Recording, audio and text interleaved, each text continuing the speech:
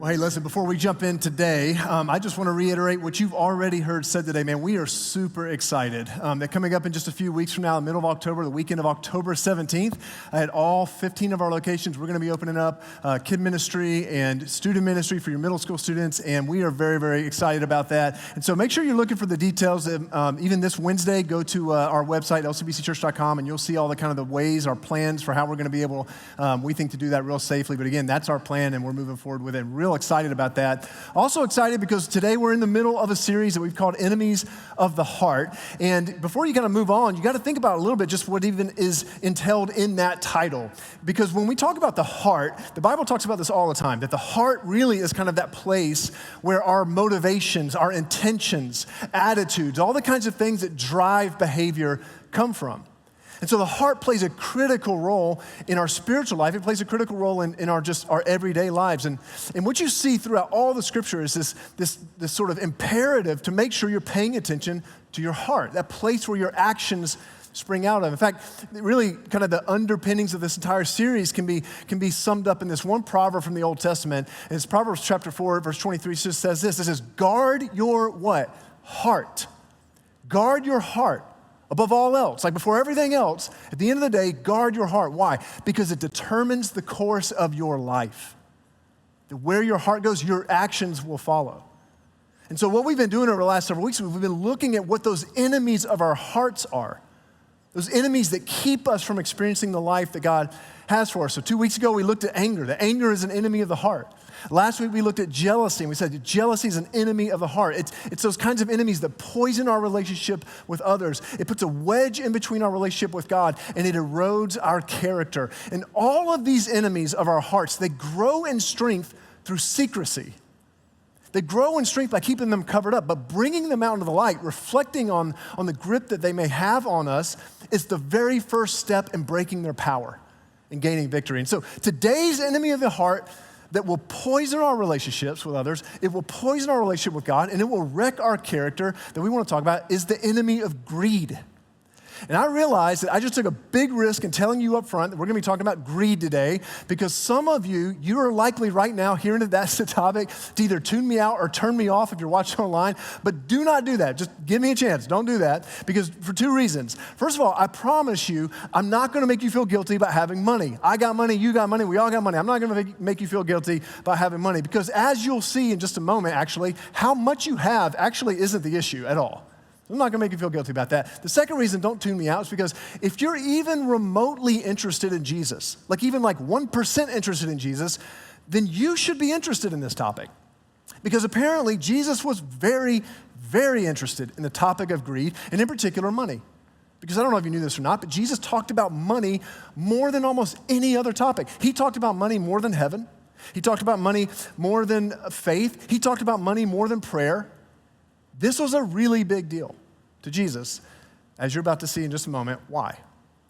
Now, back in the day when I was growing up at Saturday Night Live, they had these things called Deep Thoughts with Jack Handy. They kind of ran through Saturday Night Live, and then he also had this thing called Fuzzy Memories with Jack Handy. And the whole idea was there were these short little snippets, like these wisdom sayings that this guy named Jack Handy would talk about, and they always had this funny twist to them.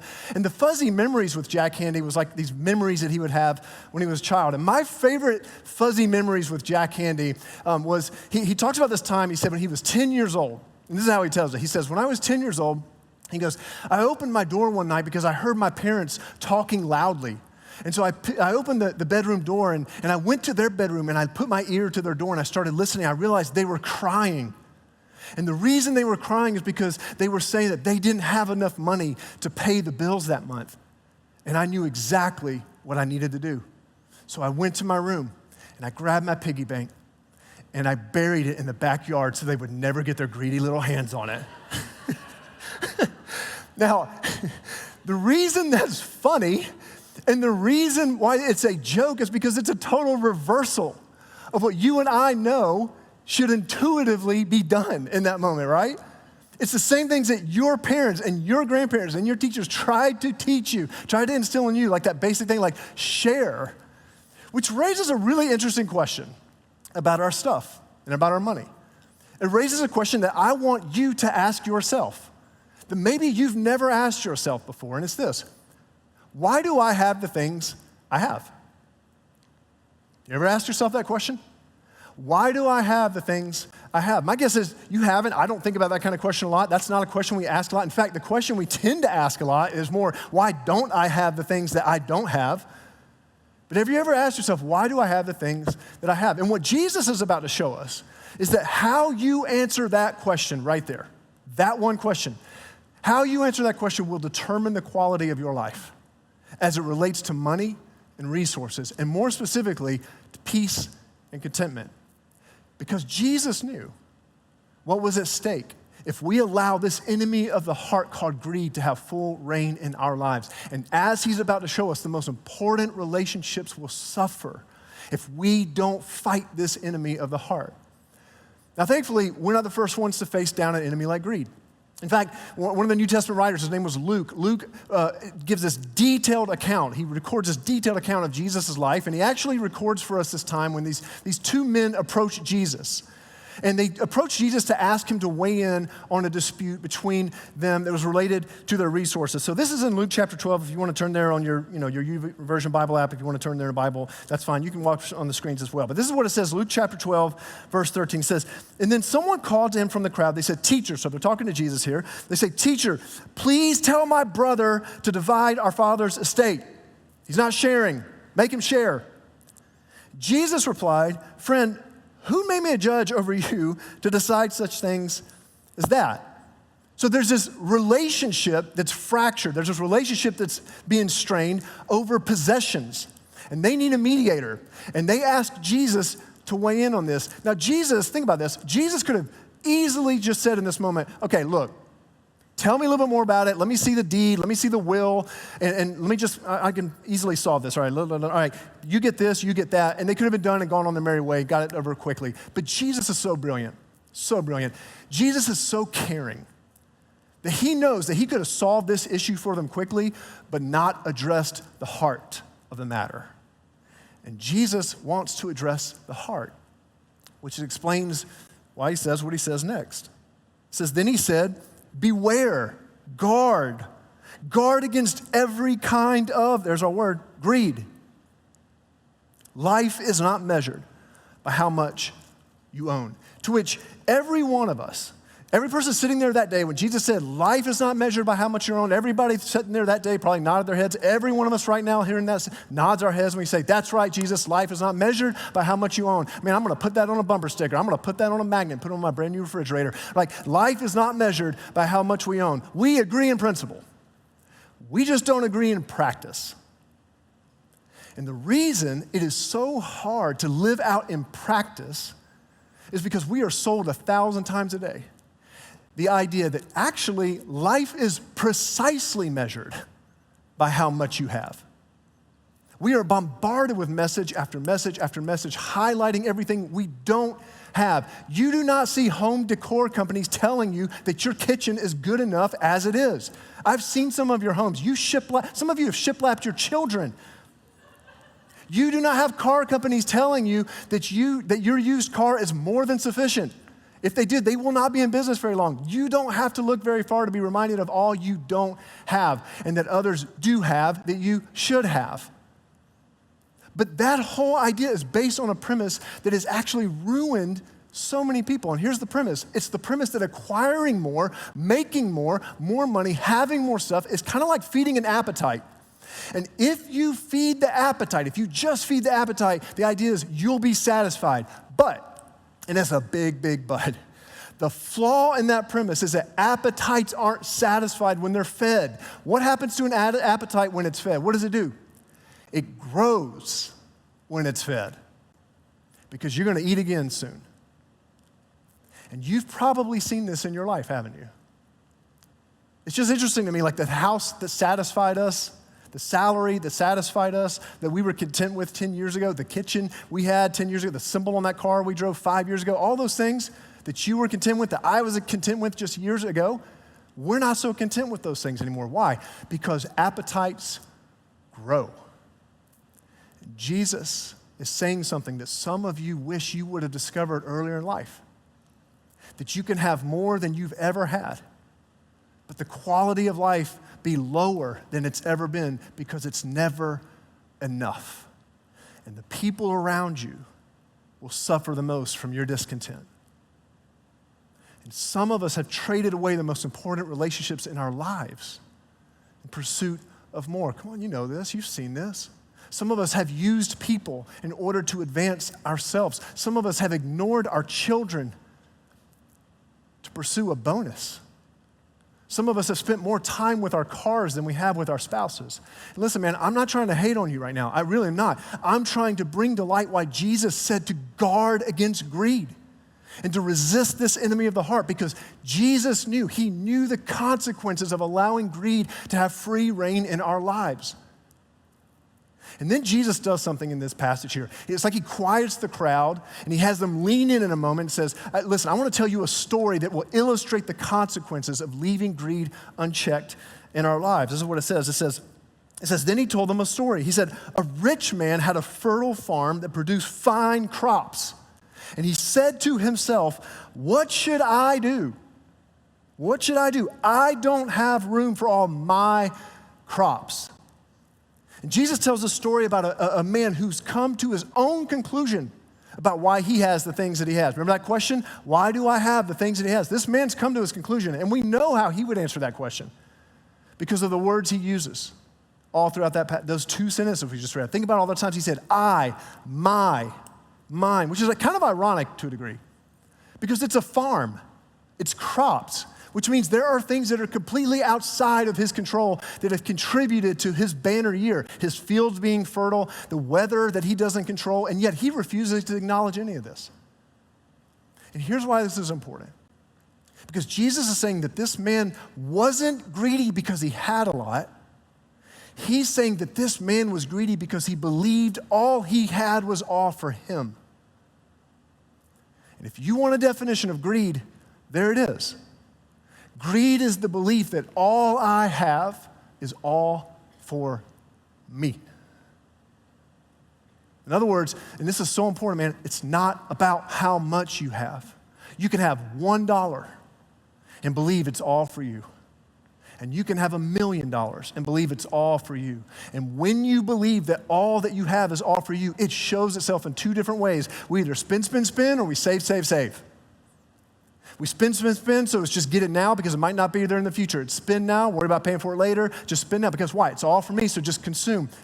And the other side of that, it kind of feels like it's the opposite of spend, the save, but it still has its roots in the same thing. Because with save, it's refuse to spend because you hold on and you hoard, and it's not because you're being wise, it's because you don't want to let go of what you have, not knowing if you're going to be cared for in the future. And both of those are symptoms of what you believe to be most true about why you have the things that you have, that it's all for you now, so spend, or it's all for you later. So save, because I'll spend it later. But either way, it's all for you. And for this greedy man, the thought never crossed his mind that anything he has in his possession could be for anyone or anything else other than him, which is why he says what he says next in this passage. He says, what should I do with all this excess, right? Oh, I know what I'll do. I know. I'll tear down my barns, the ones that are great, the ones that are filled up right now, the ones that are over there and are in perfectly good condition. I'll tear down my barns and I'll build bigger ones. And then I'll have enough room to store all my wheat and other goods. And I'll sit back and I'll say to myself, because I don't have any friends by this point, I'll say to myself, my friend, you have enough stored away for years to come. Now take it easy, eat, drink, and be merry. This guy has a big old case of bigger barn syndrome. And I get it, because I get hit all the time with BBS, bigger barn syndrome. I get it all the time, man. When I come into some extra cash or when I have some left over at the end of the month, some of you are like, what's that? It happens every now and then. When I have resources at my disposal, many times, man, my first thought is not always, God, what would you like me to do with the extra? And when I don't stop to ask that question, I will always assume it's for me, which is what this guy thinks. So he says, I'll build bigger barns just to hold my extra. That will secure me a great life in the days ahead. And as we're about to see, he makes a critical error in his judgment because he has allowed this enemy of the heart to take up residence in his life. And his critical error in judgment is that he thinks his abundance of resources assures him an abundance of time. But it doesn't. Look what Jesus says next to wrap up the story. He says, "But God said to him, 'You fool, you will die this very night. And then who's going to get everything you worked for? Yes, a person is a fool to store up earthly wealth, but not have a rich relationship with God.'" And Jesus ends the story there. Mic drop. It's like God shows up and simply says, "Time's up." To which we might say, "Well, good grief, Jesus. Like, man, like, simmer down a little bit. Like, does this mean we're going to die if we're greedy?" To which Jesus, I think, would say, "Well, sort of. Like, we're all going to die. So I guess on one hand, yes. But Jesus isn't saying that your life's going to be cut short necessarily. The warning's way bigger than that. Here's the warning. It's when your eagerness to store up resources outpaces your willingness to give, you run the risk of a total loss when your time runs out. Jesus says, man, how foolish. Come on, how foolish to have stored up all this wealth, but have squandered a rich relationship with God because you thought all you had was all for you. Jesus saying, man, I want to free you. I want to free you from the idea that life equals stuff because I don't want you getting to the end of your days with fat pockets and an empty soul. I don't want you getting to the end of your days and you know more about your bank account than you know about your children. I don't want you getting to the end of your days having built big barns but lived a really small life because you never experienced the joy of giving. And most importantly, Jesus saying, man, I don't want you to get to the end of your days with your heart close to your money but far from your God. Jesus says, so guard against greed because you will run out of time before you run out of money. So if you don't want that for your life, if you don't want that either, if you don't want the enemy of the heart called greed to take up residence in your life, I think there's two challenges embedded in this story. One is a perspective shift that we're going to have to make, and the other is a habit that we're going to have to adopt. The perspective shift is to start to see ourselves as managers, not owners. Managers, not owners. See, the fact that we're going to leave it all behind when we die, remember that's what God says. He says, who's going to get all your stuff when you die? The fact that we are going to leave it behind when we die makes one thing absolutely clear. We're not owners, we're just managers. It is passing through our possession. You are simply managing what has been entrusted to you for the time that you've been given. This is why you should not feel guilty if you have a lot of stuff. But I think Jesus would say, while you shouldn't feel guilty about having a lot of stuff because you're just managing anyways, you should absolutely feel responsible. In fact, if you work with a retirement planner or a financial advisor who manages your money and your assets, you want them to feel responsible, don't you? In fact, one of the guys that Jenny and I work with now related to our planning and savings, retirement, college funds, all that kind of stuff's coming for us, right? It's actually someone that I've known since he was a kid, which is kind of weird now that he's helping us with financial stuff. But I can tell you one thing that he's never told me. He's never told me he feels guilty with the money that we've handed over him to manage. But I know he feels responsible. And do you want to know how I know he feels responsible? Because he regularly asks about what goals we have. He asks about what intentions we would have for our money. He doesn't talk about his goals. Why? Because he's just managing it. And you'll know that you're starting to view yourself like a manager when you simply start asking God, God, what do you want me to do with the money you've given me to manage? What are your priorities? What are your goals for this world, for this neighborhood, for this church? What are your goals? What do you want me to do? And if you ask that question with sincerity, there is going to be a habit that you got to pick up in response. And again, it's a bit of a perspective shift, and it's going to be the habit of giving, and here's why. Kind of simple. Giving always kills greed, man. Giving kills greed. It's the antidote to greed. Giving kills greed. Why? Because giving is the most tangible expression of us saying, All I have is not all for me. I am not an owner. I am a manager. So I hold it with open hands. And besides, one of the ideas in this passage is the reality that we cannot escape. And it's this: everything we have is eventually going to end up with someone else. Your stuff's going to be given away at some point. So why wouldn't we want to be a part of determining where that money goes in order to advance good work in this world and to help God's work move forward? And by the way, it's not that thinking like an owner means we'll never give. Owners, people who approach their money and think like owners, they still give, but owners don't prioritize giving. Here's how owners see giving. Owners kind of manage their money and prioritize their money like this: live, save, give. Any dollar that they take in, that's the first thing they do. Okay, live off of it. I have some left over, I'll save it. And if I have any left over, I'll give. Me first, me second, and maybe if I have a few dollars left over and my heart gets really moved by a commercial or something like that, others last. It's not how managers see their money. It's not how managers view giving. Managers completely reverse and flip the script. Managers, for every dollar they take in, they say, give first, save, and live on the rest. It's when the first thing we do with money we bring in is to give some of it. When you do that, you are making a statement in practice that our money doesn't rule us.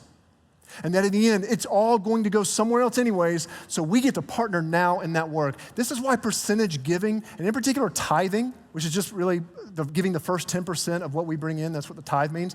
That is why this is a practice that we talk a lot about here as a church. We're not ashamed of talking about that. Why? Because we want to put on display the belief that we are simply managing what God has entrusted to us. Jenny and I made a decision years ago, when we first got married. It just wasn't even a question for us. We made a decision that our first 10% of anything we brought in, every dollar we brought in, would always be given back to God through the work that was being done at church. And for us, we just decided that 10% would be our floor, not our ceiling. In other words, we're not going to build up to 10% and stop. We want 10% to be the starting point, and we'll see where we go from there. And I'll admit that for Jenny and I, just shooting you straight up here, the times that our faith has been stretched the most were those moments and those seasons and those stirrings where we knew God was leading us to give more than a tithe, to fund a project, to sponsor a child or sponsor children, to help friends who are going out all over the world to tell people about Jesus. I just want to tell you, we've never regretted that. We've never regretted giving. Why? Because while there is still a letting go, and yes, it's not easy, and it still feels like a surrender, there is also a deepening of trust and dependency on God in those moments that cannot be measured in a bank account. And just in case, because I know what some of you are thinking. See, I knew it. I knew where we were going. I knew it was going to be about giving to the church. I knew it. Just in case you're thinking that this is all about the church getting money. One of the things we talk about real openly here before when we talk about giving, and we throw out the 90-day tithing challenge too, this is something that we talk about, you can find information about on our website, is we say, man, look, if you're that concerned, don't give to our church. Give to another church. It is not about our church getting money. Give somewhere else. Just give. Because the point isn't getting your money. The point is God getting a hold of our hearts and putting into practice a life of generosity first. I promise you won't regret it, because life is so much more than just stuff. And Jesus speaks life-giving words today when he says, I don't want you getting to the end of your days with fat pockets and an empty soul. Which brings me to the story of Sophia that I want to tell you about. Because Sophia is a third grader here at our church. She's a part of our West Shore location. And just a few weeks ago, she was getting ready to go back to school like so many of our kids were. And so she does what every kid does in the morning. Like she goes into her closet and she starts looking around her clothes. And she realized on that day, that first day, she realized that she had some clothes in her closet she's never worn. Not only that, clothes in her closet that still have the tags on them. But instead of taking them to Goodwill or throwing them out, she told her mom she wanted to find some kids who were in need and give them to them. So her mom did what every mom does, got on Facebook.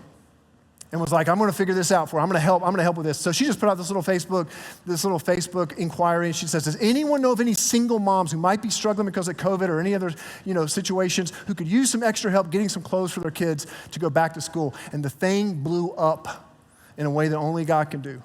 And soon, not only were they given a bunch of names of single moms in need of help, but they started getting other people saying, we got clothes too, we want to donate. We got new clothes, we got things we want to help. And soon they were connected to 30 single moms, and they had tons of donations coming in. In fact, just the other day, they delivered clothes to a grandmother who had just been given the new responsibility of being the primary caregiver to her grandchildren. And when they delivered the clothes to that grandmother, the grandmother simply said, I was going to have to choose between medication or clothing, but not anymore. All because a girl was willing to ask a really simple question. Why do I have all that I have? When we stop seeing our stuff through the filter of being an owner, and we start seeing it through the filter of being a manager, we have no clue what it could unlock in our lives and in the lives of others.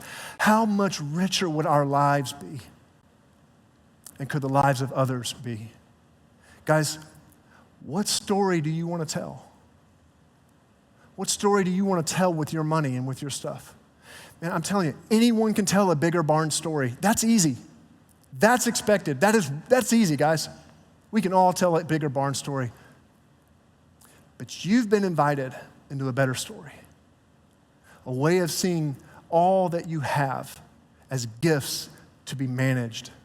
So don't feel guilty about all that you have, but do feel responsible.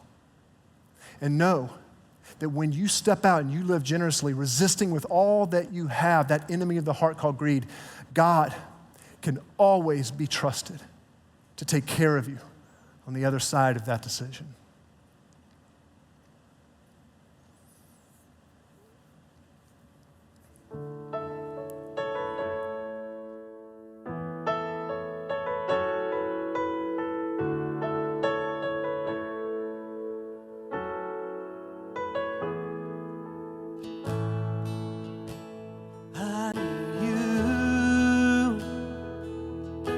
Soften my heart and break me apart. I need you to open my eyes to see that you're shaping my life. All I am, I surrender.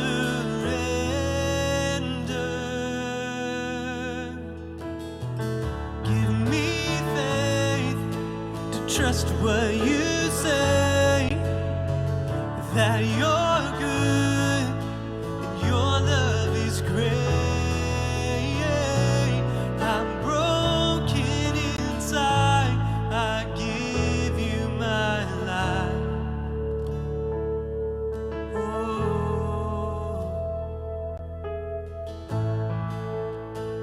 I need you.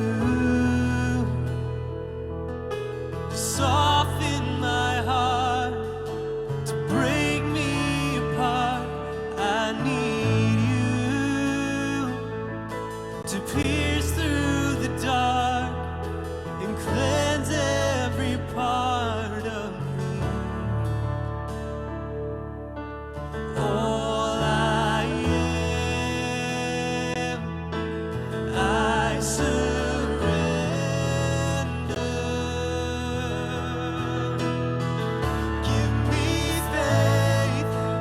Trust what you say, that you're good and your love is great. I'm broken inside, I give you my life. Oh, give it all to you, you can have it all.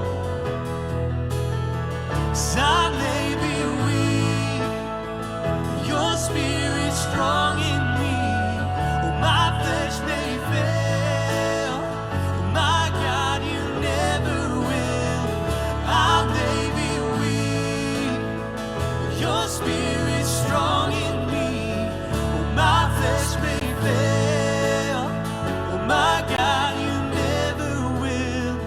Give me faith to trust what you say, that you're good and your love is great.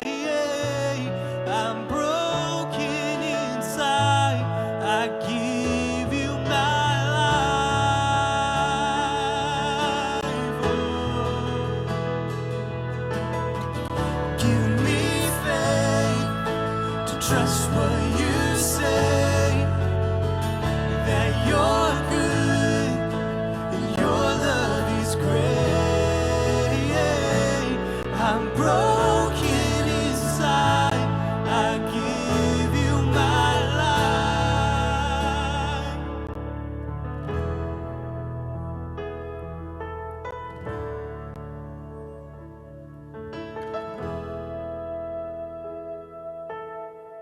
I may be weak, your Spirit strong in me.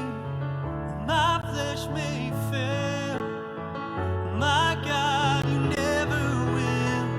I may be weak, your Spirit strong in me. Oh, my flesh may fail. Oh, my God, you never will. 'Cause I may be weak, your Spirit strong in me.